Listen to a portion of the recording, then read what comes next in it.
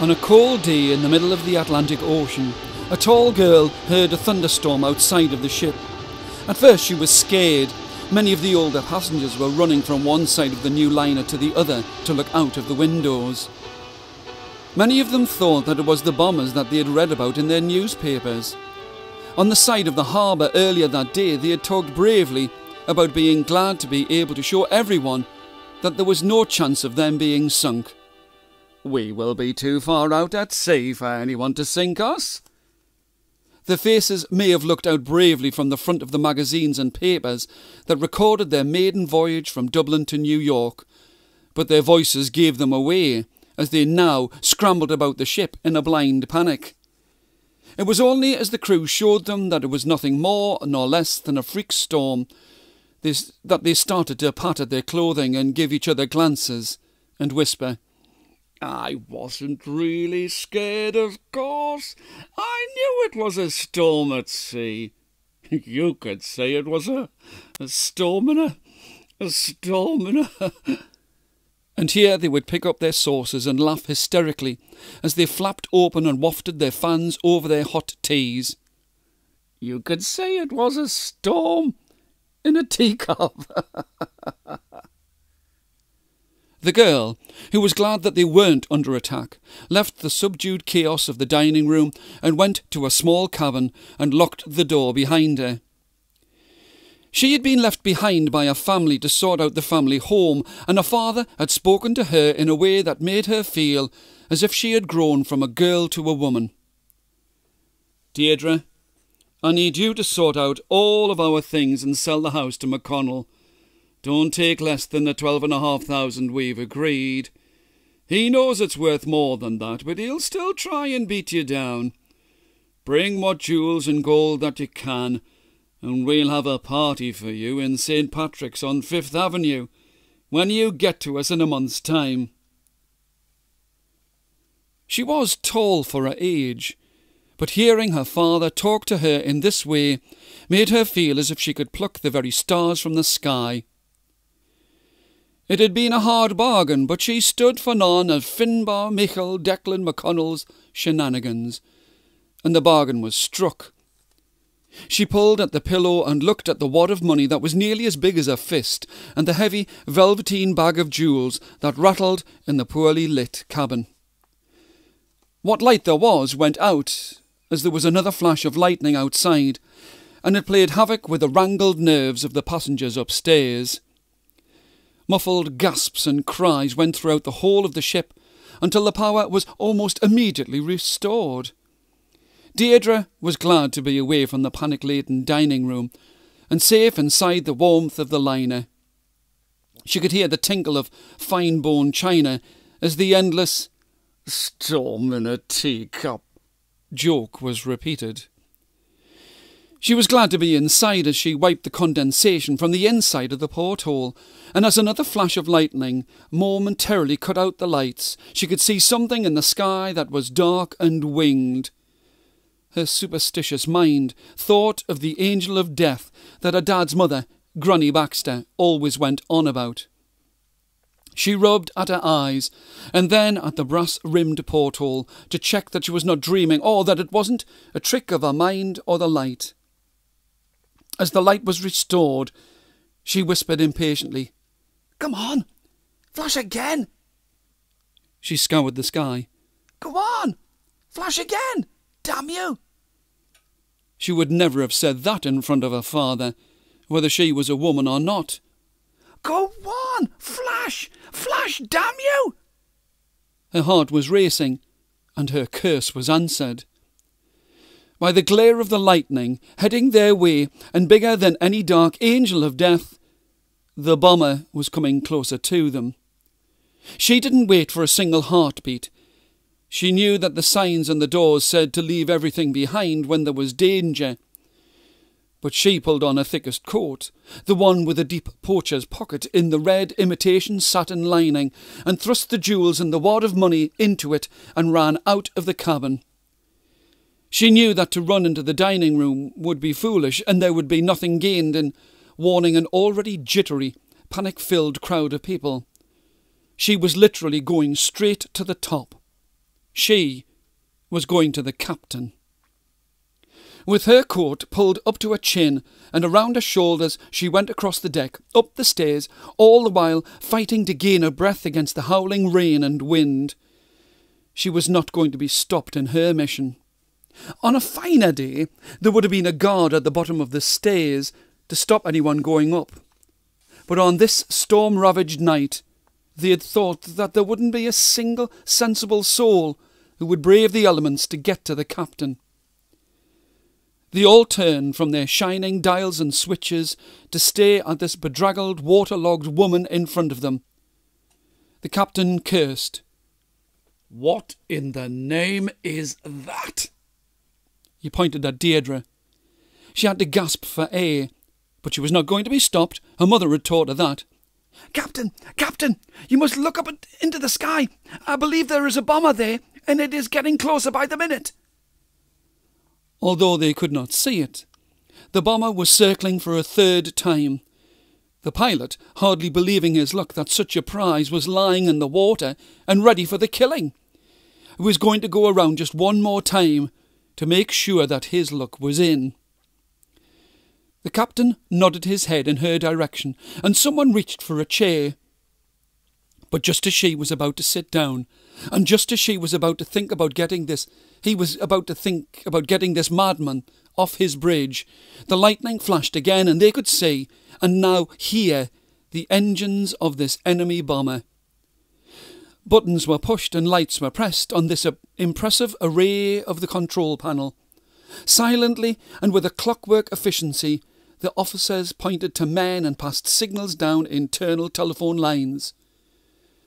Deirdre was glad that she had learned so much from her mother, and sat and marvelled at the way that everything was done for the passengers to get off the ship in the easiest and least panic-filled way.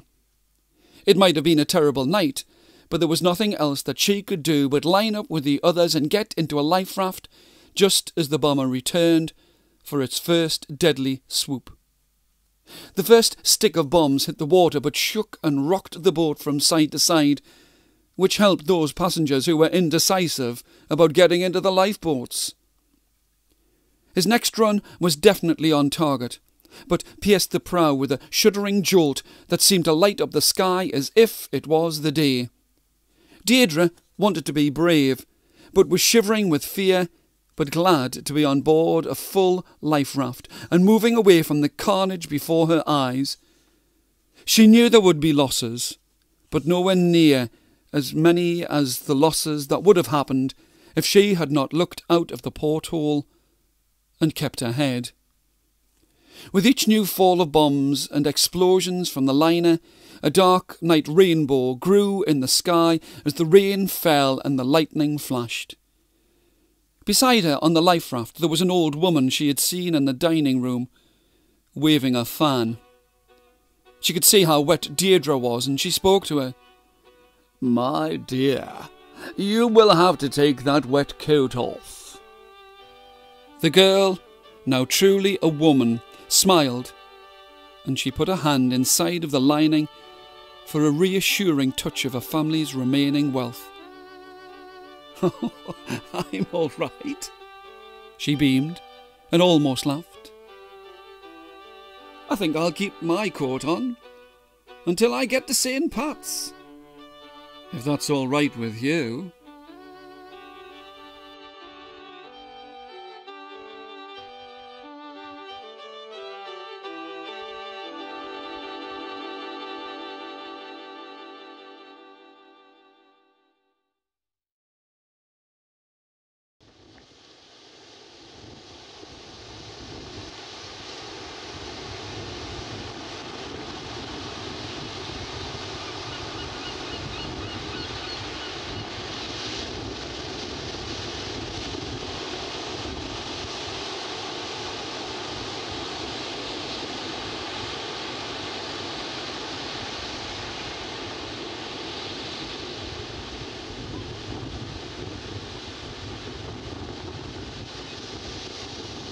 Of all of the gods above the sea, of all of the gods below the waves, of any god that knew and guarded the high meadows or the sweet clear streams that ran through my land, of any of them, I would have prayed to them all to stop blessing me with their charmed eyes and keeping me alive.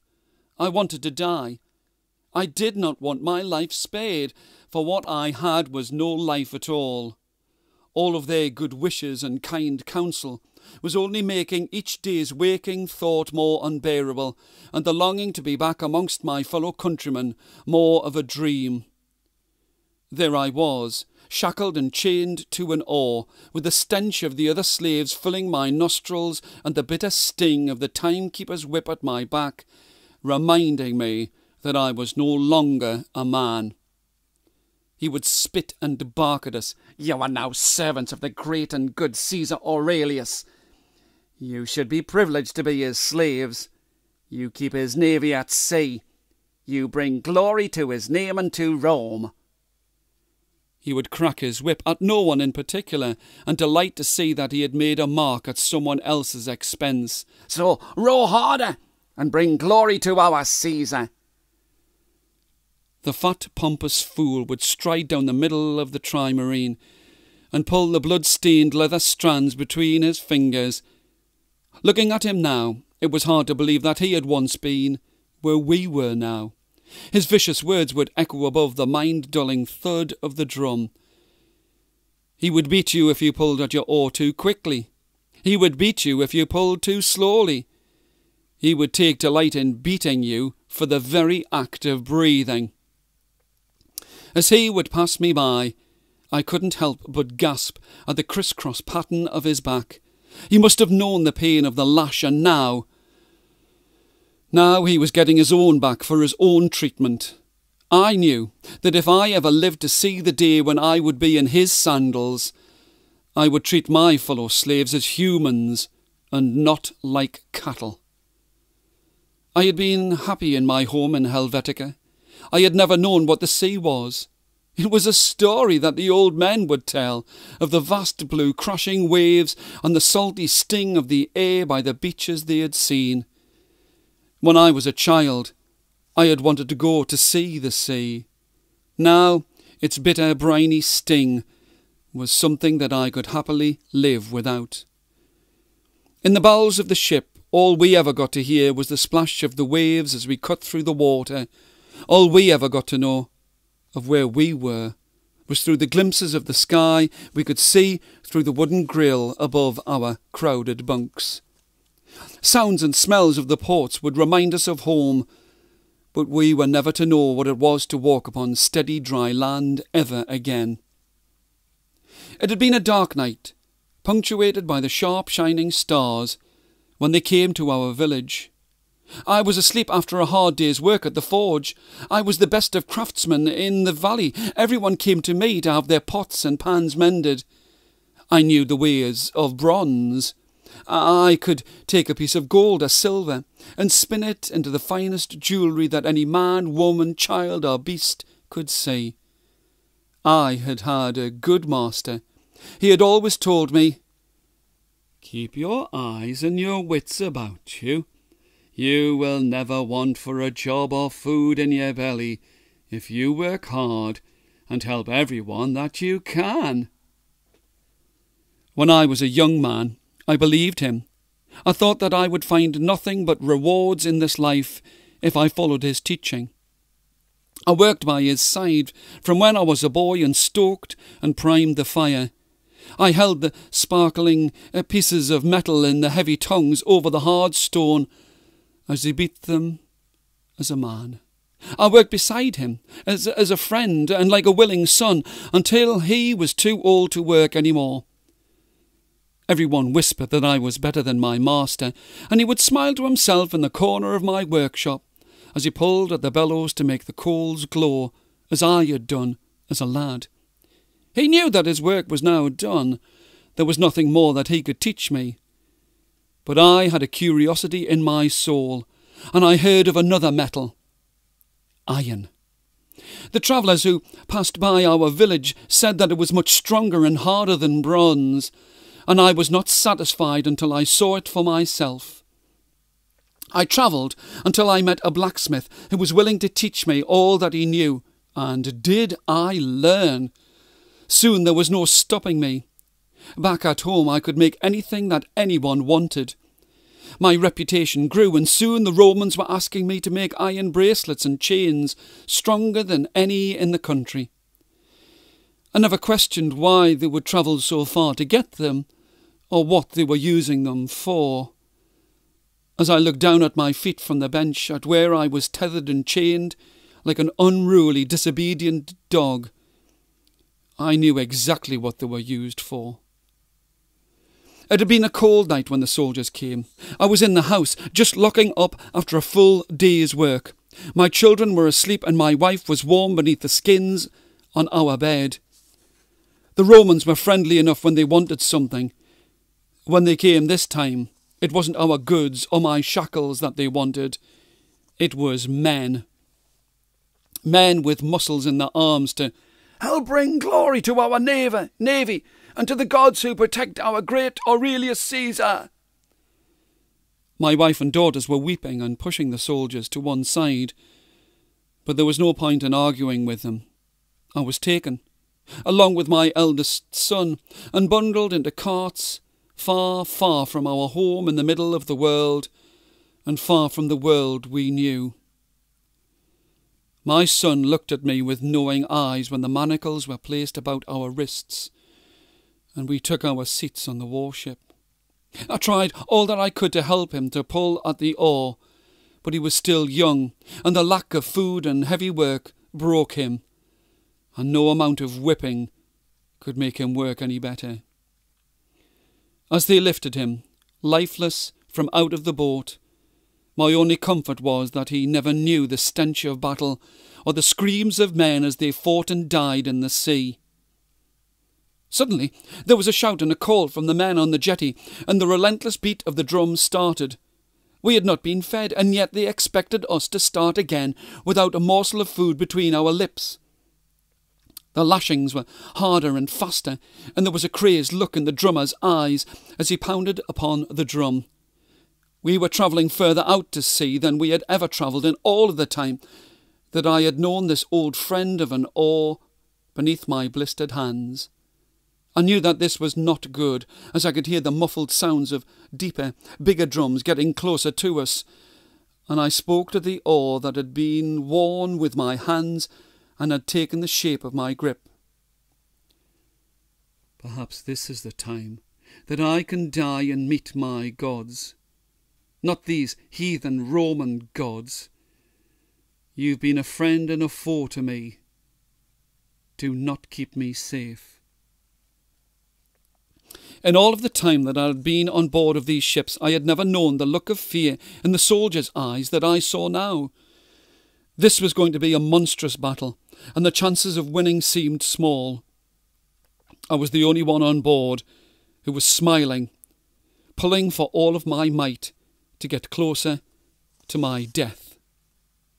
Time and again we turned and glanced at the enemy's ships. Time and again we came to a juddering halt as we breached the side of their ships, and men could be heard falling into the sea.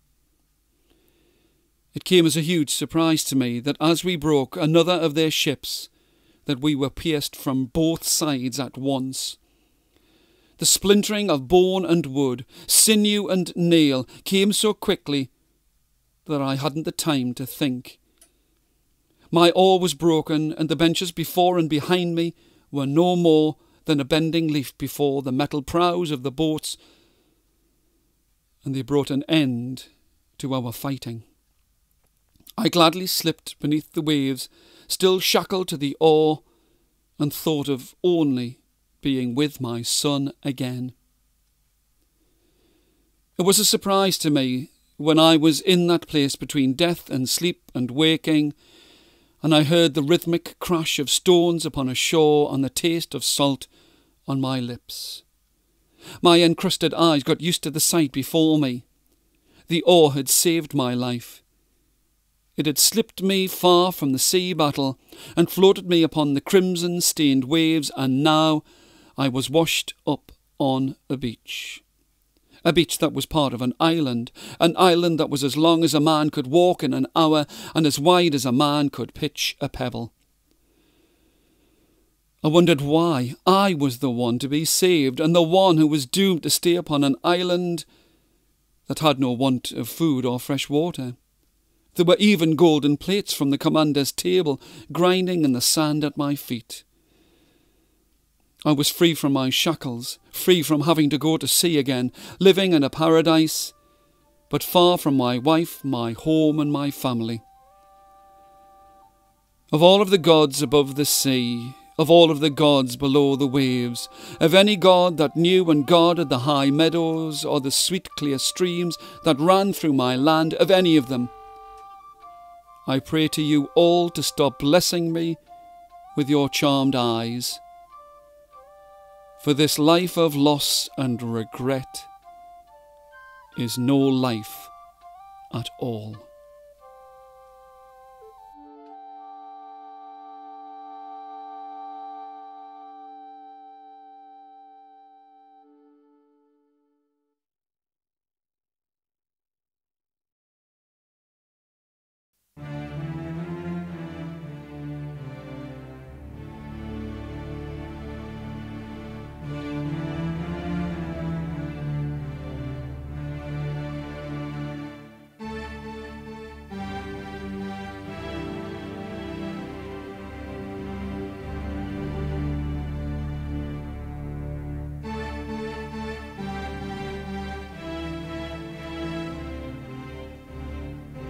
One sunny day in July, a tall man with spiky black hair jumped into the deck of the green rusting submarine, and all he could think about were sharks. His heavy black boots made the whole of the dockside ring, and the glint in his greeny blue eyes let you know that he was no stranger to laughter. But the smile on his lips was only there for show. Inside of his heart, he was scared and knew the touch of fear on his shoulder. The captain of this experimental submarine was already inside and poked his head out of the conning tower at the noise and looked at this young man climbing on board of his ship with an air of contempt and loathing. Just what have you come dressed as? This might not be the Navy, but you should show some respect. It was true. His sailor's shirt had seen better days, and his trousers had never known what it was to be washed. Never heard of a comb or a brush, boy? There was no touch of friendship in his voice. To try and make amends for his dress sense, the young man held out his strong hands by way of an apology and a greeting. He beamed a true, thick-lipped smile. "Good day to you, Captain. It is good to be here, and I wish to have permission to come aboard. My name is—" The captain was sharp in his reply. "I don't care what you call yourself. I don't want to know your name. You've been asked to come aboard this ship." He proudly ran his fingers over the rusting metal. "You've been asked to come on board of my ship because you have a strong back and a good pair of legs. Nothing else. Now get on board." The old captain turned and slid back inside of the metal tube, and thoughts of sharks crossed the sailor's mind again. He heard the captain's voice echoing now from the interior of this flimsy craft. "Get on board, or do I have to drag you in?" If there was one thing that this young man knew, it was not to argue with a captain, friendly or not. Once again the captain spoke. No, he shouted in the confined space of the confining submarine, and it made the sailor's ears ring.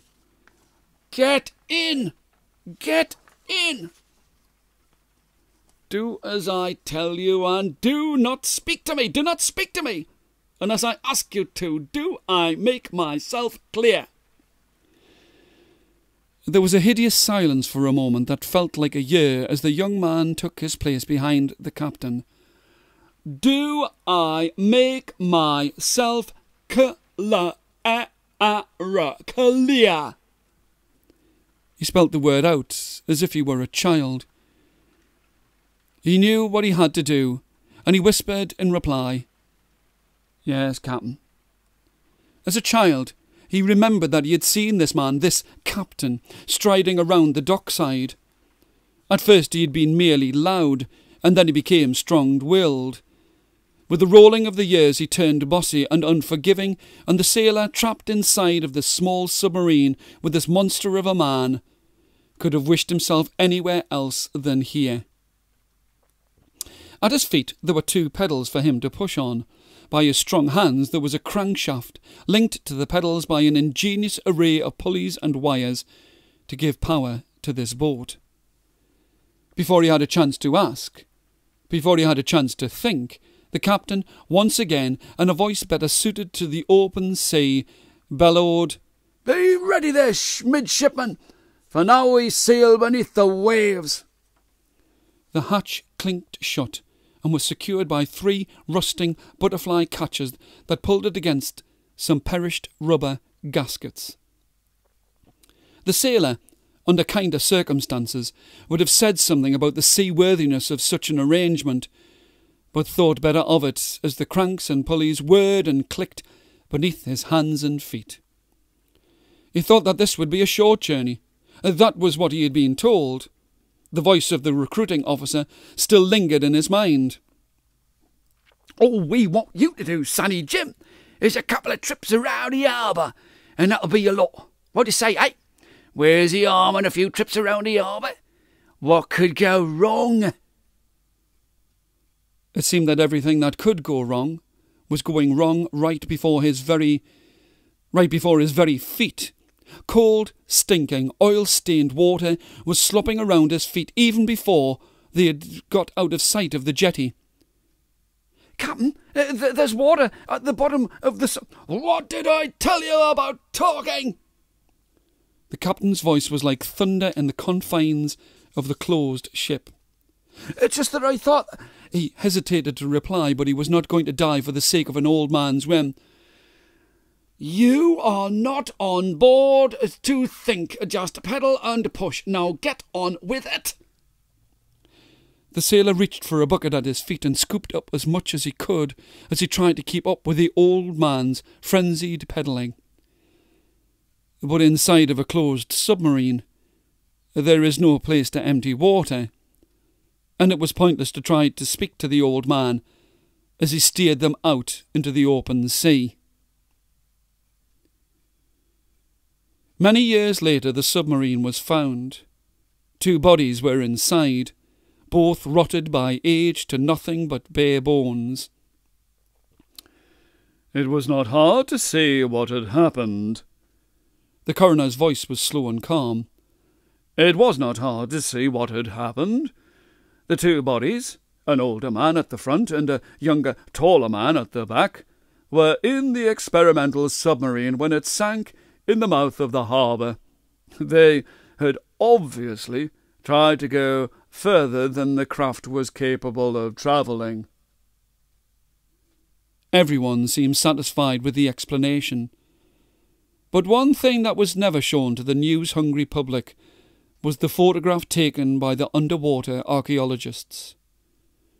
The older man's bones were pulled back on his small seat, and his feet and hands were still gripped about the pedals and the crankshaft. But the younger man's body was forward and out of his seat, and his fingers were wrapped about the captain's neck.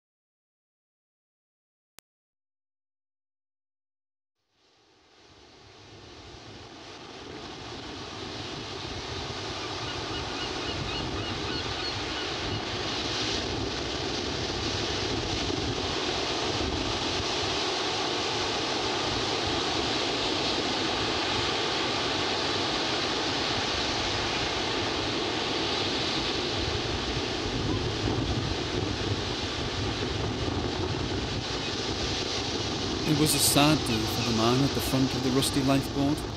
He wished above all things that he could have saved the last survivor of the wreck. Despite the searing wind and the scratching fingers of the storm, he had led his men through the boiling seas to the near shelter of the sandstone sea stack. It was here that they let fly with the breeches buoy to be attached to the split mast of the wounded clipper, caught and helpless in the clutches of the hungry waves. He was relieved when he saw the first of the men sit in the back of the lifeboat.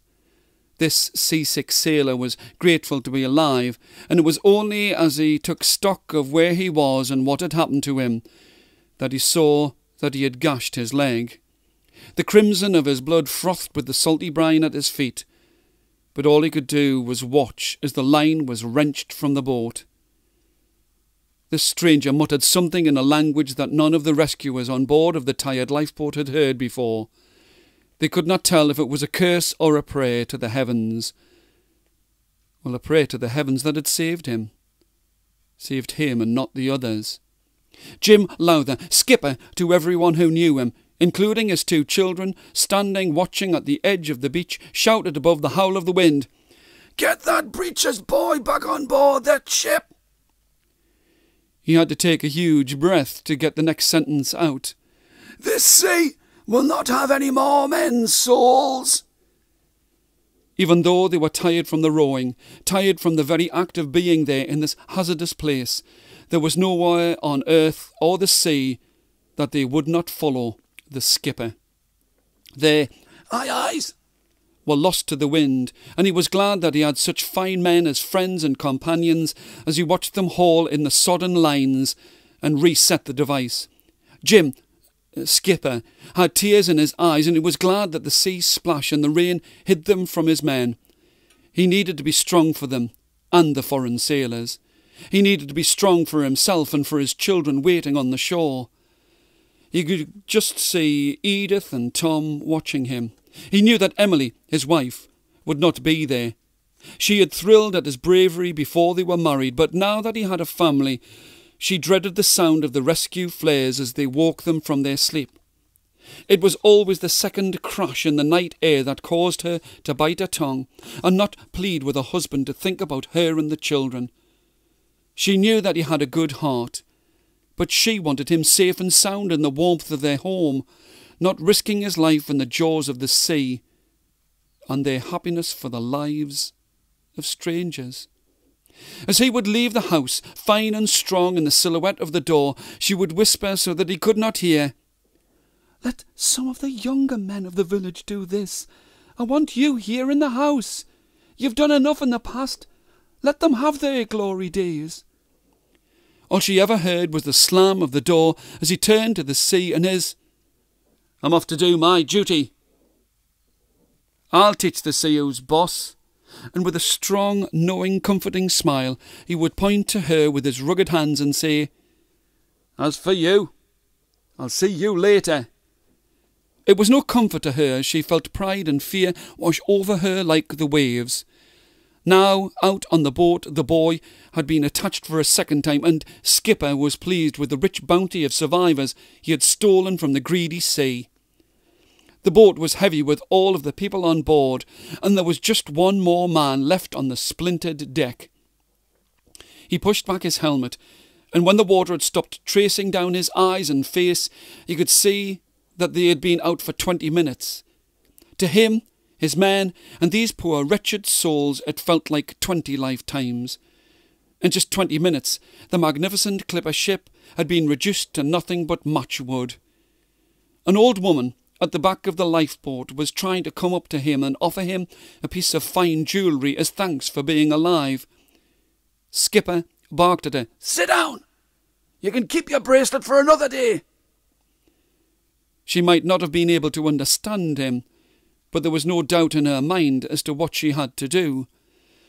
Like a child being reprimanded for a thoughtless deed, she sat down and clung to her husband by her side. Jim had taken his eye off the work they had to do. He had been distracted for only a moment, but it had been enough for the line to be pulled too taut. It snapped. It had snapped before, but this time he knew it could not be repaired at sea. The canvas and cord apparatus was still attached to the boat, and all they had was a frayed rope that would not have reached more than 2 grown men's outstretched spans. In his younger days, he would not have hesitated for a single heartbeat.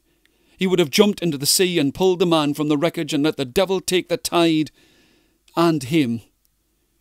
He would have at least tried to save him, the last man on board the ruined ship, even at the risk of his own life. But the decision was made for him. The sea, for one moment, went as still as death. All of those on board the lifeboat looked at one another, so Skipper knew that it was not his imagining. They looked to the sea, which seemed like a frothed mirror beside them. Once again, he thought that he could still make it to the doomed man. His foot swung towards the gunwale, but the teasing sea swallowed mast and deck, prow and stern, rigging and the last man aboard. Skipper thought how calm this lost stranger looked as the waves slowly, as if in a dream, rose about him. It was as if he knew that this was his time, as if this was the last of his days. He often dreamt about how the man would speak to him in the timeless instant before the waves took him. He would whisper in a voice that brought only the finest sliver of comfort to his sleep. "You did what you could. You saved as many as possible." The waves would rise. The waves sank. And when they had subsided, it was as if there had never been a ship there at all. Skipper let the tears fall, and he knew that he had cheated the sea out of its lion's share of the passengers and crew. To make sure that he could not be seen to be weeping, he bent and tended to the cut on the first survivor's leg, and called the men to head for home, and to their families.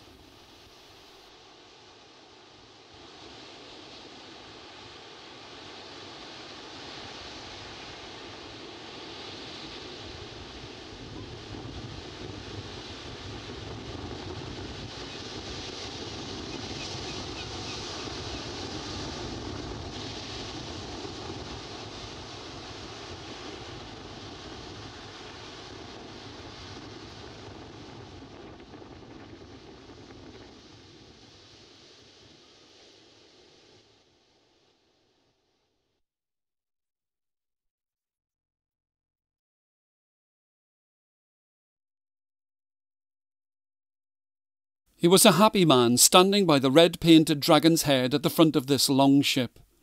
It had been his father's ship, and his father's before him, and now it was his. This was a ship that knew the sea well and hated the land. It knew what it was to be driven by the wind and unwelcome at a stranger's shore, for it had travelled the distance between his family's home and the rich pickings north of the Humber many times before. As a child, he had wrapped his arms about the dragon's neck and hoped that his father would take him with him on his raids to the land of the Angles. But each time he'd been placed down in the shallow water and told that when he could reach with his fingers the eye of the dragon and still have his feet on the deck, then he would be ready to go.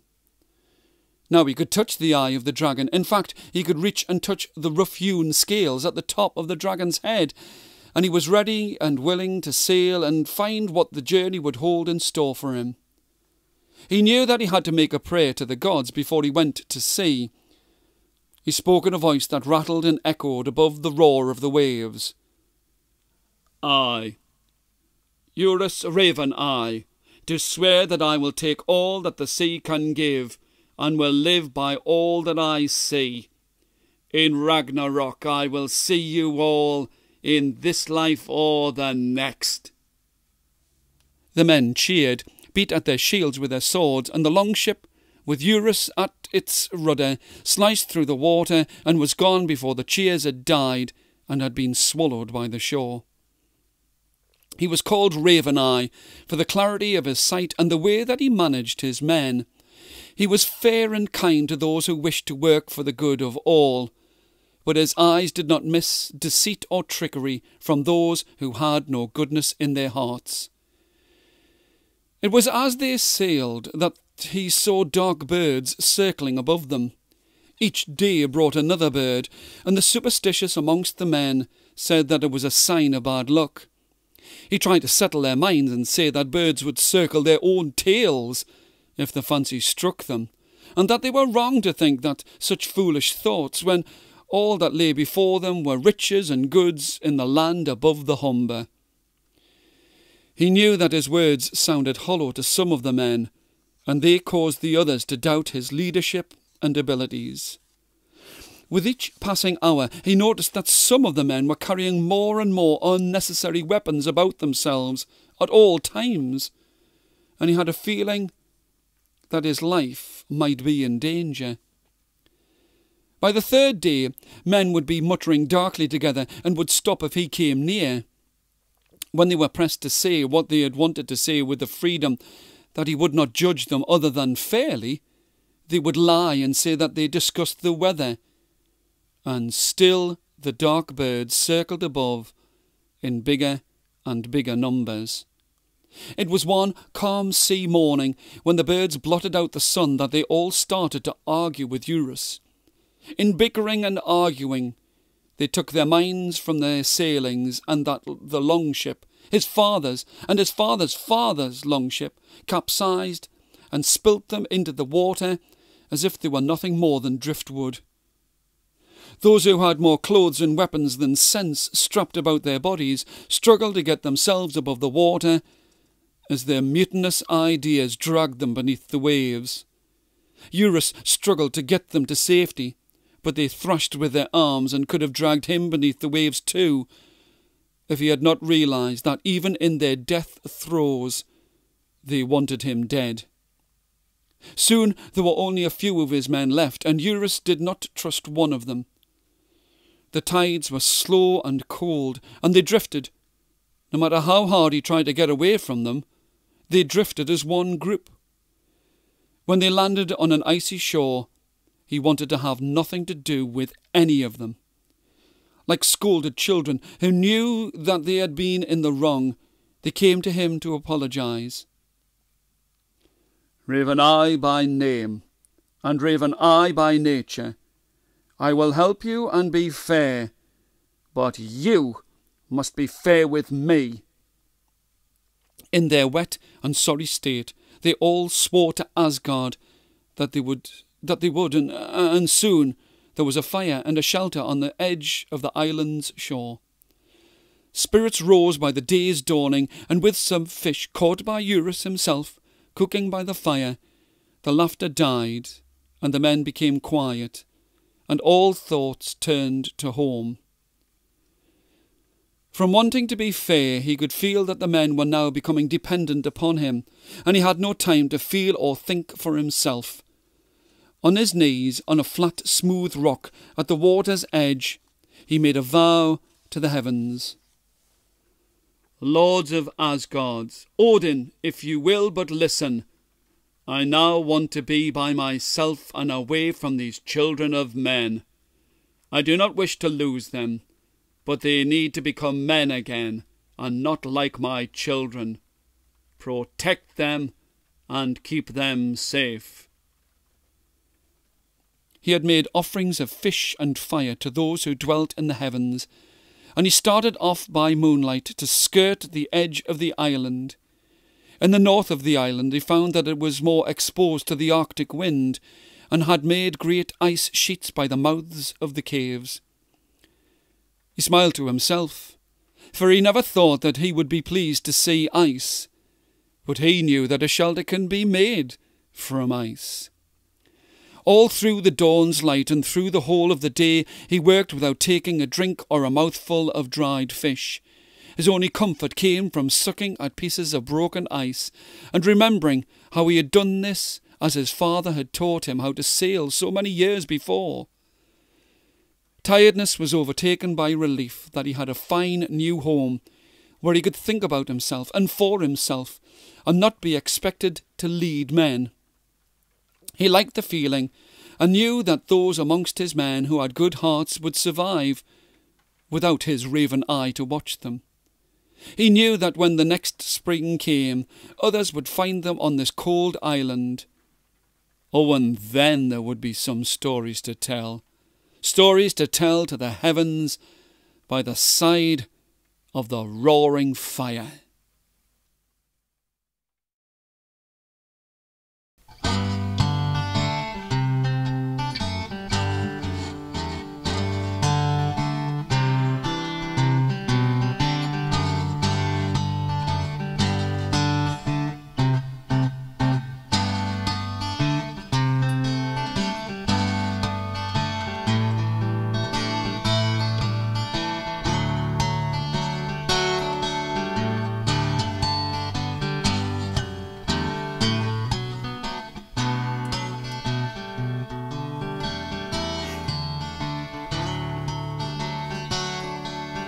The scratch of the tin bucket on the sand could set some people's teeth on edge, but not Sam.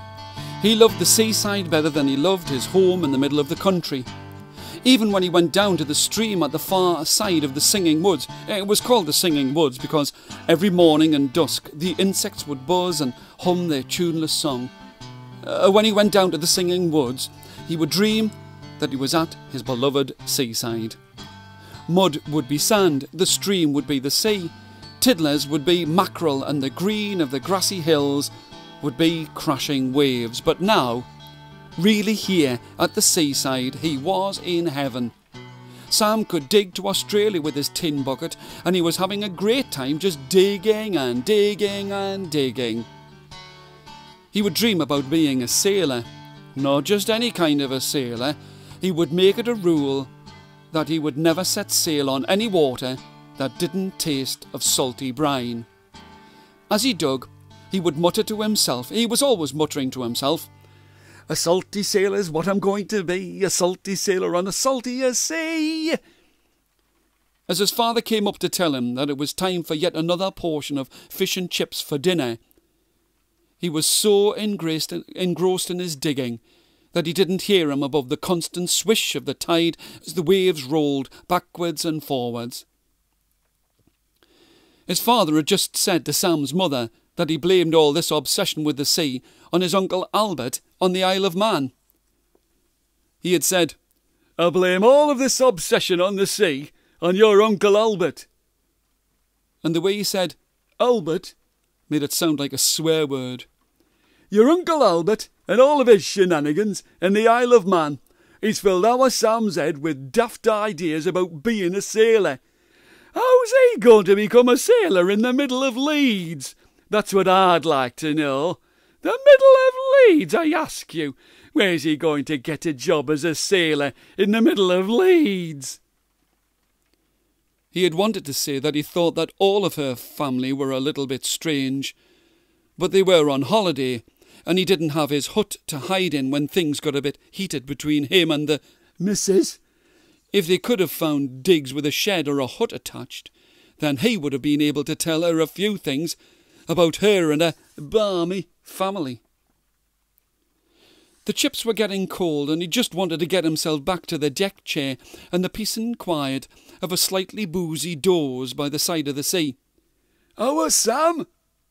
Not a flicker from his son, as he continued with, "A salty sailor is what I'm going to be, a salty sailor on a saltier sea." "Our Sam!" Sam stood up in the trench. "For crying out loud!" He cleared his throat. "For crying out loud! The only salt you're going to need will be on your fish and chips. It's dinner time, if you hadn't noticed." Sam hadn't. His head was filled with dreams of voyages and cruises and the sand castles that he was going to make. As he clambered out of his sandy pit, he reached towards his father's hand, but his father withdrew his hand with a gruff, "You're too big for that now. Come on, come on, you know what your mother's like, if you're late for your scran." For an instant, Sam remembered his father's rough hands and how they only became completely clean by the second week of the holidays. He remembered how his father would come home with his work clothes and hands stiff from the varnish of the furniture factory. His father had turned his back and was working his way back up the full length of the beach and muttering to himself. He was always muttering to himself. Why you couldn't just make a small pit like any normal child is beyond me. Why you couldn't dig right next to us is a mystery to me. It's always a ruddy trip up to the Himalayas every time you get that bucket out. Sam, as ever, dawdled away from his beloved sea, and the dry sand was too much like the sand that they had at school when he was in the infants' class. It was the wet sand that he wanted. A salty sailor is what I'm going to be. A salty sailor on a saltier sea. The figure of his father stopped in front of him. Get up the beach. Get up to your mother and get your ruddy fish and chips. At least when you're eating, I don't have to hear that song. Sam knew that his dad meant business, and that it was always best to do what his dad said when he was missing his shed. He plunked himself down on the blanket that seemed to have more sand on it than the beach, and tucked into his cold, congealing haddock. It always had to be haddock, as it was the saltiest of all of the fish, and they didn't do mackerel in batter. Yower, Sam, I don't know how you can eat that with all the sand all over your fingers. You'll turn out just like your Uncle Albert at this rate. His father groaned, reached for an emergency bottle of stout, had the top off, and was pulling at the sickly black liquid in a bid to get all thoughts of his son as a sailor on the Leeds Canal from out of his mind. His mother was wishing that she hadn't said anything, and frantically looked around for a hut. The stout had done its work. His father, with the newspaper over his face, feverishly flapping in the lukewarm, lower-stuffed breeze, was sound asleep. They didn't need to ask if he was asleep, as there was a dreadful noise emanating from underneath the scandal sheet that he had been reading. As he stood up, Sam could just make out from the headlines that some man had been seen with some woman who didn't know the right way round to sit on a chair, and that she was very hot because she didn't have a jumper on. It's just daft if you ask me, he thought. He pointed to the sea and gestured to his mother that he was going to go digging again. She nodded and blew him a kiss and whispered against the breeze, You have a right good dig, our Sam. I'm just going to. She put her two white, fine-fingered palms together under her chin and mimicked sleeping. Sam crept theatrically away from her, and she stifled a sweet laugh and closed her eyes. With his belly full of chips and his haddocky breath as salty as the sea, he didn't run to the hole he had been digging. He put his hand to his eyes and thought that he could just see something on the horizon. It was the same colour as his bucket and looked as rusty too. It was a ship, and it was on fire. There was no doubt about it. Flames and smoke were filling the air, and he could hear and see men on board jumping up and down and screaming for help. This was too much like his dreams. He rubbed his hands, turned around 3 times and wiped his eyes. That's what Uncle Albert had always said to do. If you weren't not too sure about nothing, boy, you do that. He did it again, and felt a bit sick with all of his turning around. But it was definitely there. A shipwreck. And since they were the only holidaymakers, or anybody on the beach, he was going to have to do something about it, and do it now. To make sure it was really there, he pulled the real plastic toy telescope from out of his shorts pocket, and he could see a ship in distress. A shipwreck. His bucket fell to the ground with a thin, twisted thud. The telescope was forgotten by the edge of the waves, and he pelted back to his parents. "Mum! Dad! Mum! Dad! Mum! Dad! There's a ship on fire! There's a ship on fire!" He was frantically pointing to the ship. His mother, who had only just fallen asleep, was more than unusually confused. His father fought his way from underneath the smothering newspaper and had a print black smear on his nose and chin. For once they didn't question him. It was plain to see. Ship on the horizon in need of rescue. His father ran to the phone box and after dialing, nearly pressed button A on the panel but remembered that emergency calls were free. He handed the phone to Sam as his mother caught up with him. "There's a ship in distress by the side of the sea and they need help right now." He was calm as he spoke and gave the name of the ship, which he had seen through the telescope, and told the Coastguard where the ship was. It wasn't that long before there were rescue ships and lifeboats skimming through the sea. The next day, Sam was a hero. His picture was on the front of the newspaper with his proud mum and dad by his side. As his father fell asleep under the newspaper and muttering about sheds and Uncle Albert, Sam smiled to himself as he saw the headline, "Salty Sailor Sam saves a sinking ship by the saltiest sea." Now that made sense.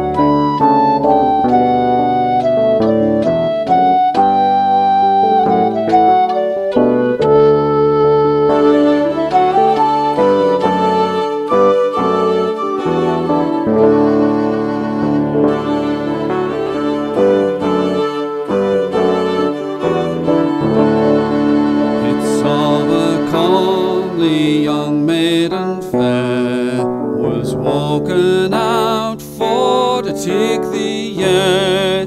She met a sailor all on her way, so I paid attention. So I paid attention to hear what they might say.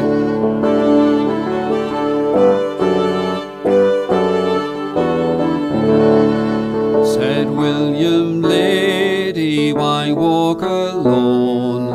The evening's over, the day's near dawn. She cried as tears from her eyes did fall. It's me dark-eyed sailor, 'tis me dark-eyed sailor that has caused my downfall.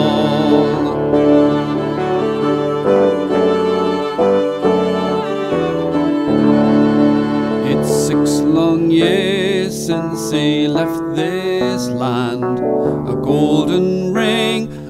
took from me hand. We broke the token, this half's with me, and the other's rolling, and the other is rolling at the bottom of the sea.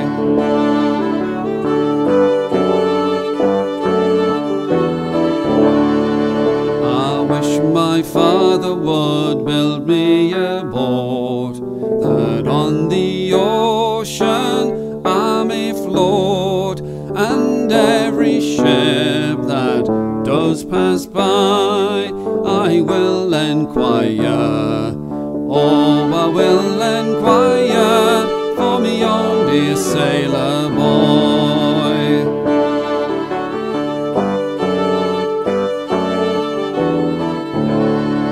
Said William, drive him from off your mind, another sailor will prove kind. Love turns aside, as it's cold you'll grow, like a winter's morning, like a winter's morning, when the ground is covered with snow.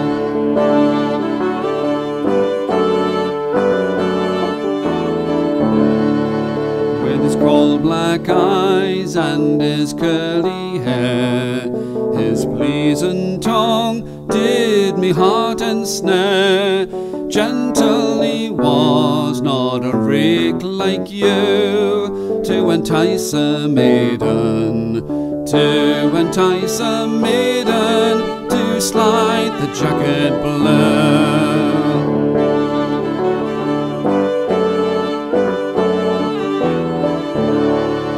Then half the ring did young William show, just seemed distracted twixt grief and woe.